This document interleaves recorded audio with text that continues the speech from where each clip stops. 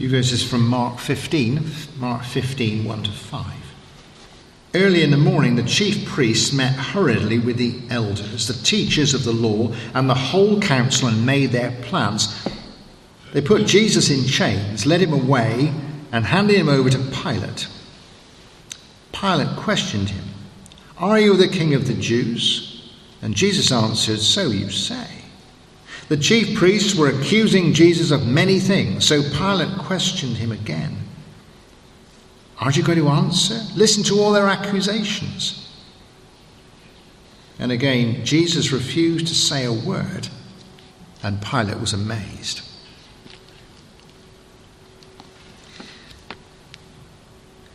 We're looking in these next few weeks. We started last week thinking about how is it that we seek to live the good Christian life, and as a church live as a Christian community. We got a lot of teaching we were doing before out of Paul's letters, and I'm saying to you the specifics. How do I do this and that? One of the ways we can do that is not just learn the law, learn what it says in here, learn that, but look at the way Jesus behaves and gives us a role model. What does he do? What does he say in a whole range of situations? You won't get it all from any of it, but to pick it up, get the mood music. I want to continue with that this morning. The New Testament, the Gospels are clearly full, mainly, of what Jesus says and does. In fact, it says at one point they could have put a lot more in, but there weren't enough room for it in the books, for the books in the whole world, because Jesus is on the go, doing things, saying things, preaching, doing miracles, healing people, all those kind of things. And you would think, well, most of what we want to say is, what do I do? What do I say? In fact, the world is very interested in doing and saying. In fact, it's got to be, what are you going to say next? Is he going to say anything? If he doesn't say anything more, that's a problem. What are they going to do? Why not in action? Look at the new government at the moment. It's very keen to say things, to be heard saying, and the opposition is the same. And, Prime Minister's question time. I was about to say Gardner's question time, a Freudian slip, but more interesting. But Prime Minister question time. You know what happens, don't you? Somebody stands up and makes a question. Immediately makes a question. Immediately the Prime Minister gets in and doesn't answer the question, but says something else.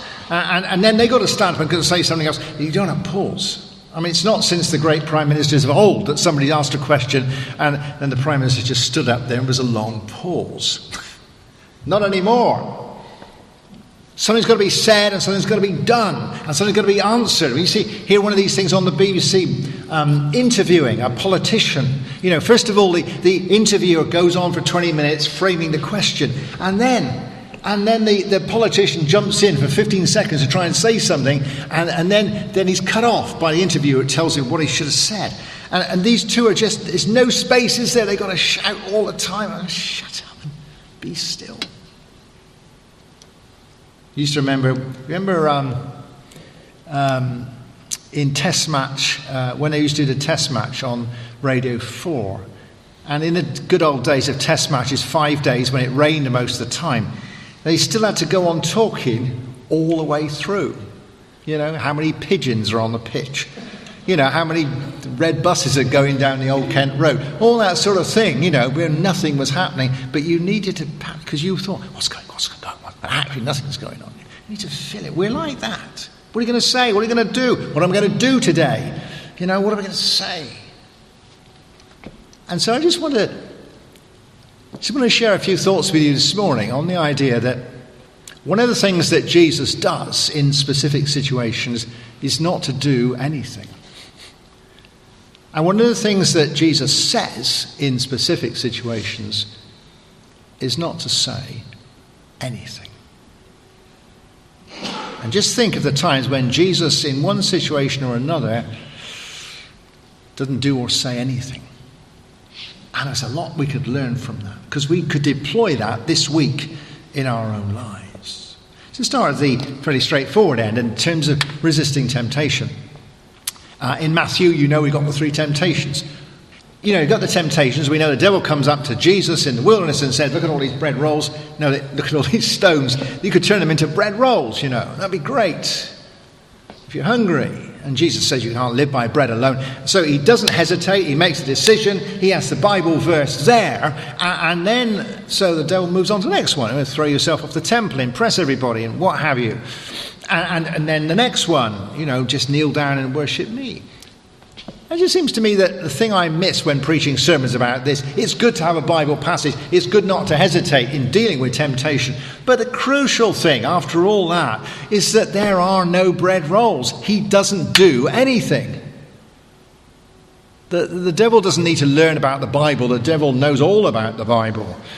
But what gets it is that Jesus doesn't make any bread rolls. And there's a pause, so it does that another go. And then Jesus does not go anywhere near the temple and jump off it. And so there's a pause. And then the devil has another go. And Jesus is not bowing or anything to the devil. And then the devil goes away. And what's sitting there is that the crucial thing in temptation is very often to just put that block in where you don't actually do anything. You're tempted to do something, don't do it. It doesn't matter. I've known people, I've been like that myself in a church. You know the Bible references, you know what the Bible says, you can talk about it. It's a matter of whether you fall for the temptation, whether you do it or not. And when you're tempted to say something, whether you're going to boil over or when it's going to be you're going to reply to an email or a text or some dreadful social media thing. But whatever it is, the best thing in the temptation is don't do anything. Just don't do anything. Don't press the button. Don't say anything. Remember with David and Bathsheba in the Old Testament, when David, lots of things you could say about David there. He shouldn't have been on leave. He should have been fighting, and he shouldn't have been swanning around in the middle of the day looking at other people's wives. But what he gets judged for is not that he was on leave and he was. That was all bad. But when he saw her, he has her brought to him, and he has sex with her, and she gets pregnant, and he has to kill her husband, and that's where it all goes badly wrong. So really, when he sees her, we don't know that he was looking for her. Perhaps he sees her. What would have been the best thing for him to do? Would have been to do absolutely nothing. To say nothing, not like the great king, call her and I want her, sort of thing. Don't do anything. He could have then done other things. He could have had a cold shower and gone back to the front, or spent 2 hours in prayer or met some of his friends. But at the crucial time, the thing to do is, so what do you do? I didn't do anything. Praise the Lord for that. What do you do? I didn't say anything. With Peter, when Peter denied Jesus, he's in an interesting and a challenging situation. He's very scared. And you can see how the way he replies and denies Jesus gets worse and worse and worse, starts swearing about it, all sorts of histrionics there. What would it be? If Peter has not got the courage to say, and I wouldn't have had, yeah, I'm one of his, crucify me along with him. If he's not going to say that, the best thing he could have said at that moment was absolutely nothing. Some slave girl talking to him, don't say anything. Don't say anything. See what happens. Don't do anything. He would have been so much, rather than reacting. So I think that's a really good thing for us. What am I going to say? What am I going to do? The devil says, come on, let's do something bad. Let's say something bad. Let's get mixed up in it. Let's make it worse. Don't do anything. Yeah? Don't say anything. Try deploying that this week. And then there's another little group of things where I read one of them here, where Jesus doesn't do anything or say anything more. He's been around Capernaum and around those villages, and he's having a great mission. Lots of people come. He's preaching the word. People are healed. Everybody wants to know. This is early in his ministry, and it's going well. And you think, well, Jesus just wants to capitalize on this. Anyway, he goes out for a night's prayer, and the disciples find him, and they say, "Look, everybody wants to know. Everybody. This is a great opportunity." He says, "Go into another village." That's very interesting. He hasn't got to the other village, but what he's saying is, I'm not going to say any more in Capernaum. And of all those people who need to be healed and restored and all that kind of thing, and forgiven even, I'm not going to do any of that at all. And I'm going to go to something else. And there's a sense of think around that. When do you not do something? When there's a sense of completeness, when all has been said and done. And if you don't do that, and you carry on, you see, You're saying something which didn't need to be said and doing something more because there's a completeness. I'm not going to do that anymore. We could try that as well, couldn't we? Or again, when Jesus is arguing, where is it? I jotted it down where it was. Jesus is arguing with them in John 10. And they're arguing with him in the temple. They surrounded him in the temple. And there's an argument about whether he's the Messiah or not. You can't tell with them whether he wants them to be the Messiah, so it's blasphemy, or not. But anyway, they're arguing, and he's answering back. And there's a heated discussion. At one point, they surge up and try and stone him, but then a continuation of the argument. And then the second time they say, and then they bring to arrest him. Well, they're all round him in the temple, they're going to arrest him. And then we read in John 10:32, and he passed through them. Which is some kind of miraculous event. But the point is, it's like Jesus saying, we've said enough. I will not comment any more on whether I'm the Messiah or the Father. I've said enough. And if you look at what Jesus said, he has said enough. And I've not got any more time. I'm not going to stand here anymore. Enough is enough. What do you do now? Nothing. What do you do? What do you say? Nothing. If I could say in situations, what do I do? And have a sense from God that there's been a completion, then I don't do it. That's enough. If you're asking the Lord, what should I say in this situation? It could be nothing, because you've said enough. And now you can say something else. Do we get a real problem in our church? We feel called to do something new, but we've got to go on doing all the old things as well. And you just pile one thing on another, you know. Your life feels sometimes like that Jenga thing, you know, when you put the more bricks on the top, don't you, you know? And in your own life, I want to do that. I want to care for somebody new. I feel called to do something new, but I'm still looking after somebody else. So it's hopeless. Or, you know,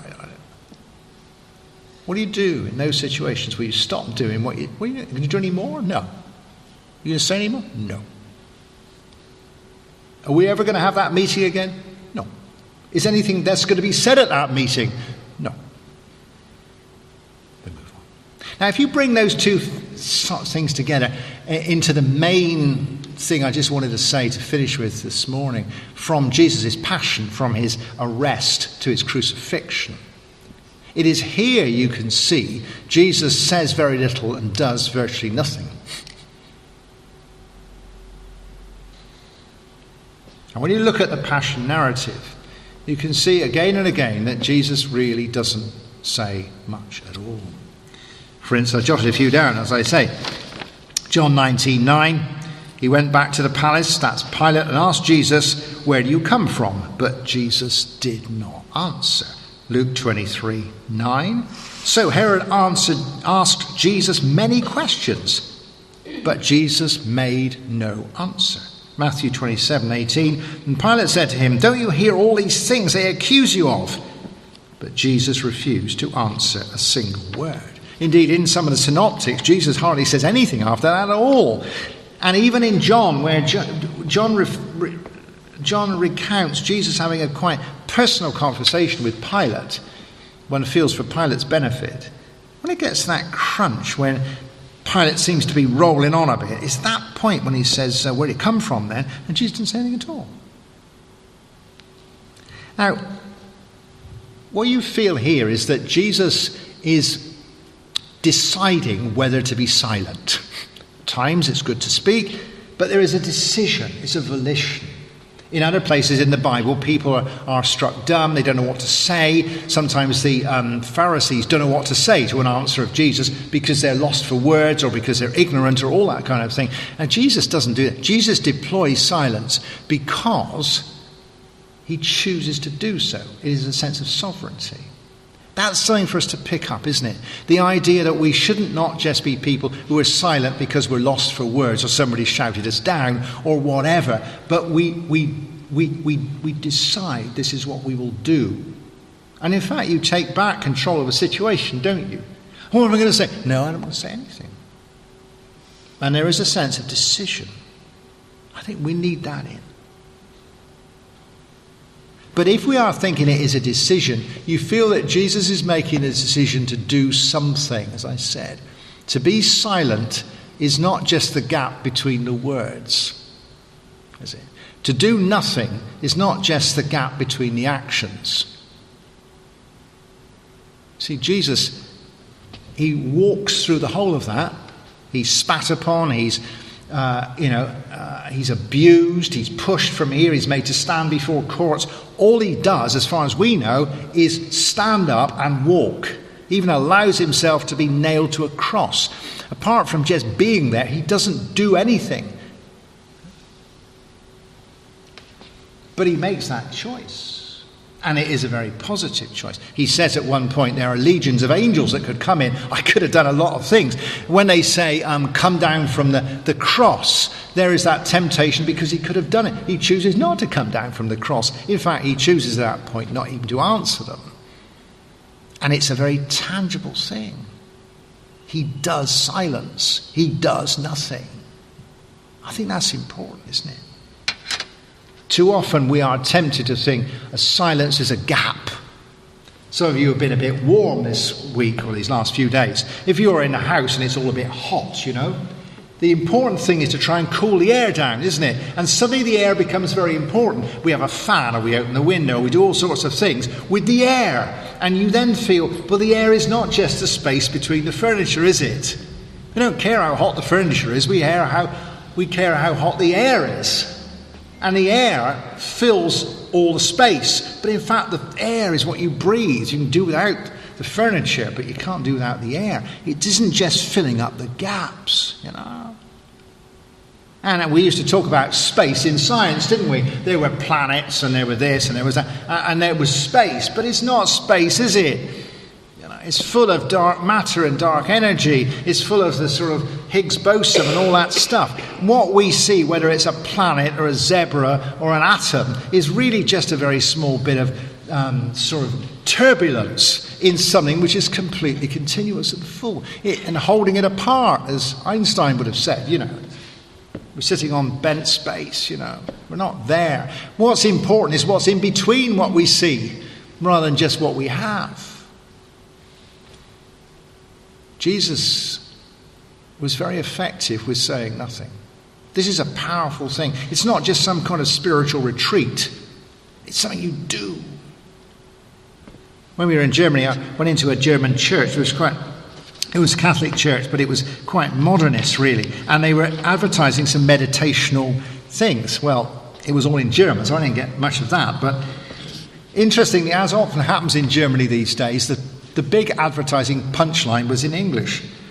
And it was a quote from someone called Thomas Keating, who said this: "Silence is God's first language. Everything else is a poor translation." Silence is God's first language. Everything else is a poor translation. You think about Elijah on the mountain. There's the fire, the earthquake, and all that stuff. And the great wind, isn't it? God does a huge amount of noise there. God does great things. And then later on, there's the interview, and God commands him to go and anoint these people. Lots of things are said. But in between, it would be absurd to say. And then there was a slight pause, and then God said. As if there was a little sort of a gap in the middle, on the high point. It's not the sound of a still small voice. Hebrew says, and there was the sound of a thin silence. Almost as though the silence is tangible. And that is the big thing, actually. All that sound and fury, well, it wasn't in that. God wasn't in that. He did it, but he wasn't in it. And the words are going to come. But the crucial thing was the gap between the two, which was a thin silence, which is God's language. And so Jesus does nothing. And that is a great thing to do. He says nothing. And it's hugely effective. We can do that. It is hugely effective. It's not just a retreat thing. They are all amazed. Pilate is practically unmade by what Jesus doesn't say, as well as what he does say. And look at Peter. Look what happens to Peter. Jesus says nothing to Peter. He just looks at him. The interview by the lake would come later. Do you love me? Feed my sheep. It doesn't happen then.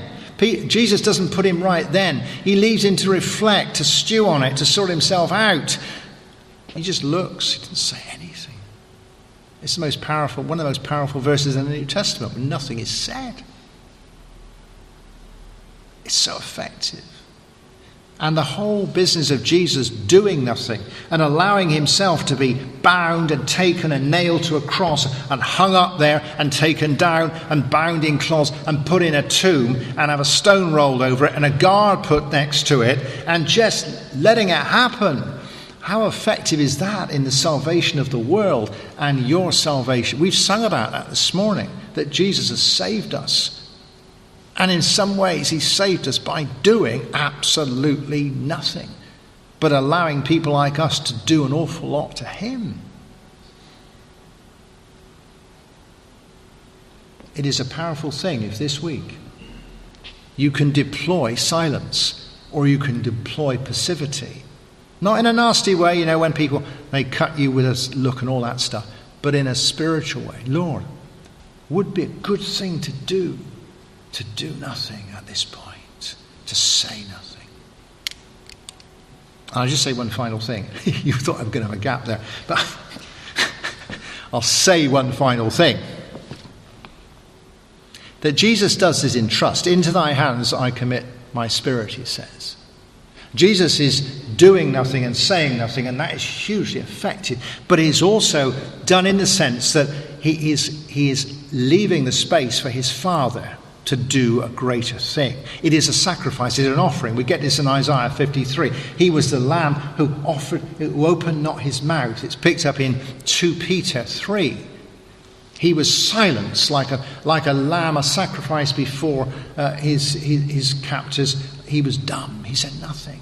Why? Because it was a sacrifice that God was saving the world through his sacrifice. And so, just finish with that could be a step further for us. Not only is it a good thing to say nothing and do nothing, because that is the right thing to do as a Christian sometimes, but it also gives an opening that God works in us and through us and is active in other people. Because when you are silent, sometimes people don't like it. They feel judged. They feel they've got to reflect. They've got to think. They don't like any of those things at all.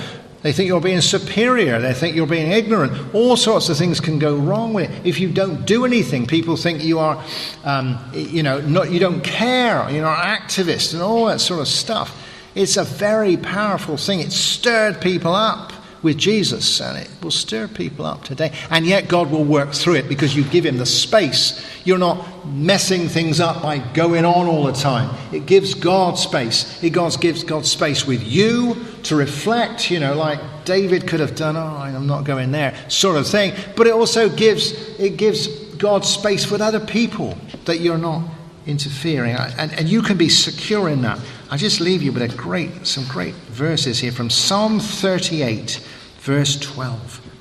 Those who wish me dead defame me. Those who mean to injure me spread cruel gossip and mutter slanders all day long. But I am deaf, I do not listen. I am like a dumb man who cannot open his mouth. I behave like a man who cannot hear, and whose tongue offers no defence. On thee, O Lord, I fix my hope. Thou wilt answer, O Lord my God. I don't need to say this because the Lord will speak for me. So let's leave it with there, shall we? And as the band are just going to come, and we're just going to, in our part of our service at the end, we are thinking more peaceful kind of songs and rest in the Lord. Think this week, Lord, guide me when the best thing to do is not to do anything. Temptation in moving on to a new thing, to dealing with a situation. And the best thing to say is absolutely nothing. And show me how effective that can be. And show me how you can work through this in this coming week.